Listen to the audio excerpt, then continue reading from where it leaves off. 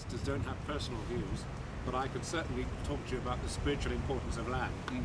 So this, what you're doing here, what's happening on the beach, I think is very, very exciting. And we've got a lot to learn from other cultures. There is something about the need to respect the integrity of creation. Debate around land and how we treat land and how we hold land and how we use land helps us in that process of rediscovery. A dialogue we need to have between the private sector and the public sector, between the voluntary sector. And I think one of the exciting things about this project on the beach is that it does actually capture your imagination. And if gatherings like the gathering that's taking place on the beach enable that transition from sentiment to the beginning of a strategy that we can then take forward, and that's based on the development of some sort of consensus, then they will be invaluable. I think the idea of the beach and the tide is an enormously powerful and healthy one. But you know too that with the tide does come renewal. But also with the tide comes all sorts of unexpected things.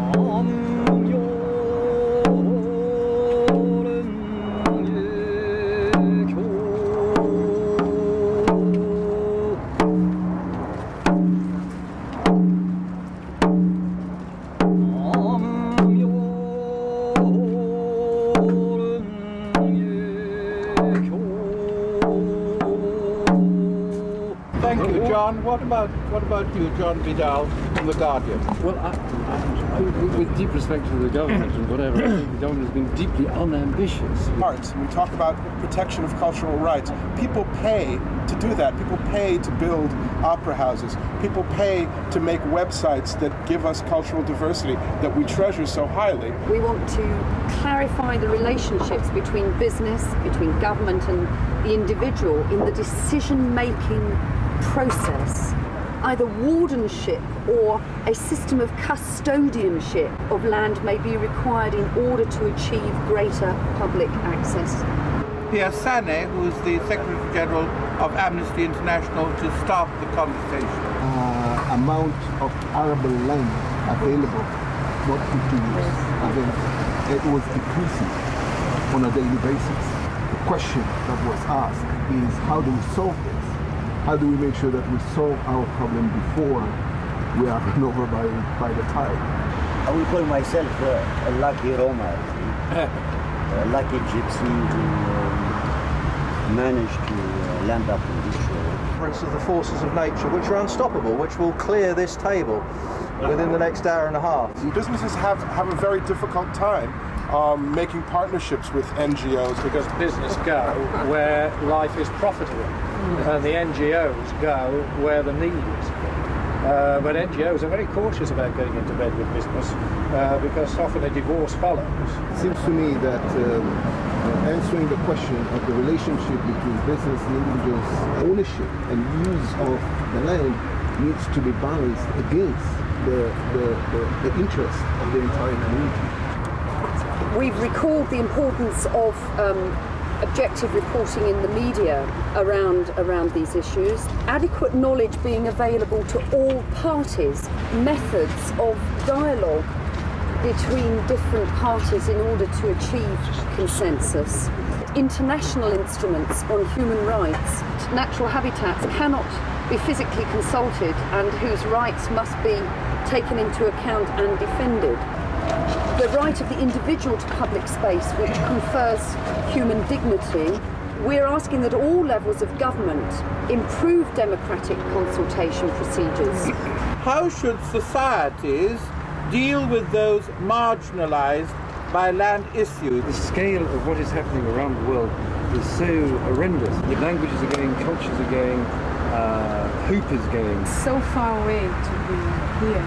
Comparing here to Brazil, it's such a different way to talk about the issue.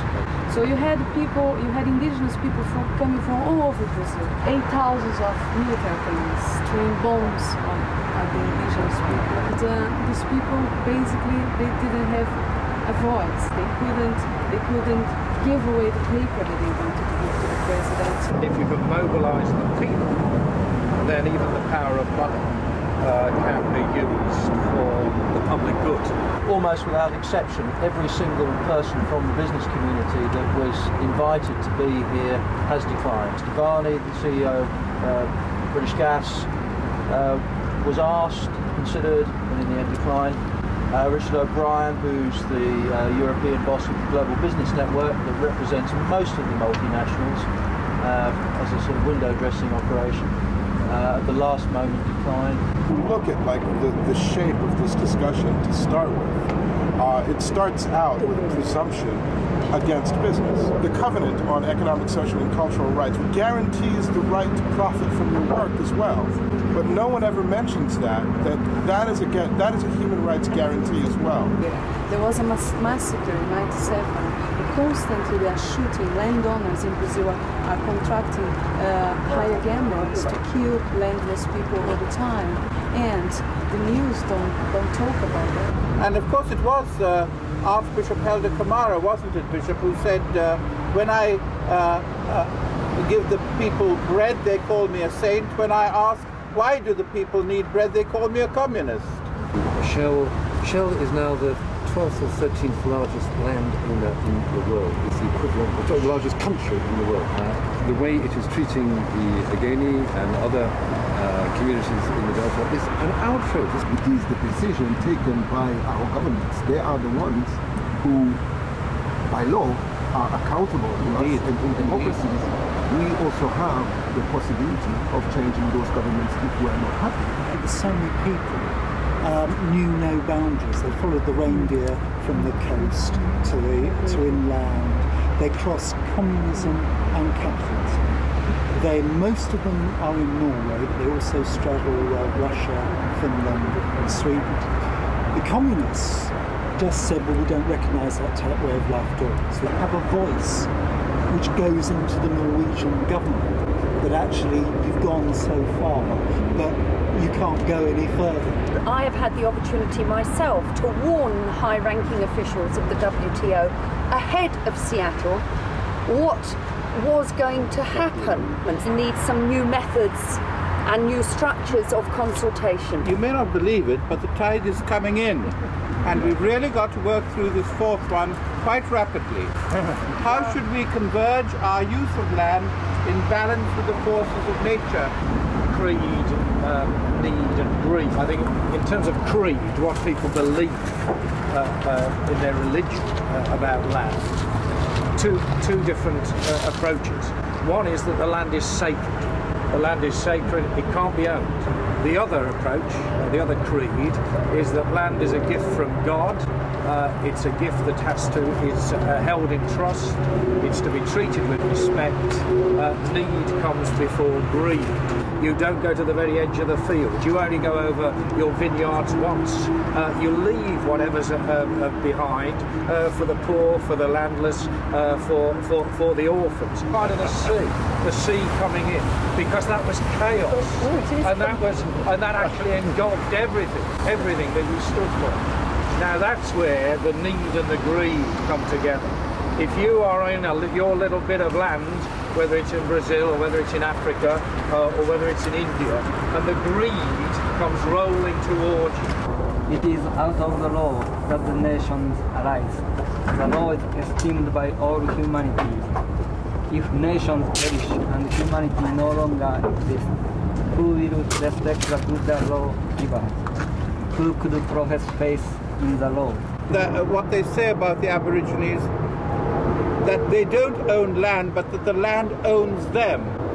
And they are so intimate with land that they could do nothing except obey the land throughout their life.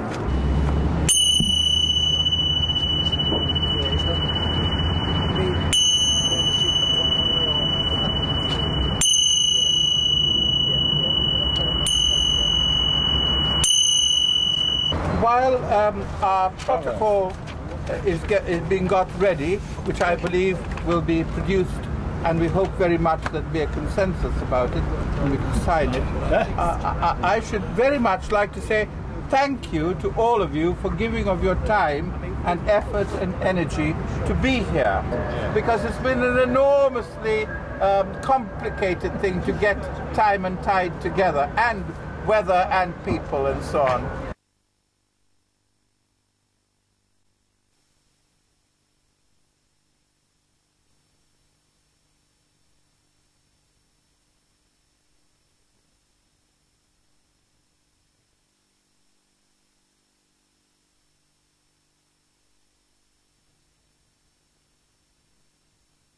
Can we just hold the pose? So we imagine there's two people talking. Go ready here.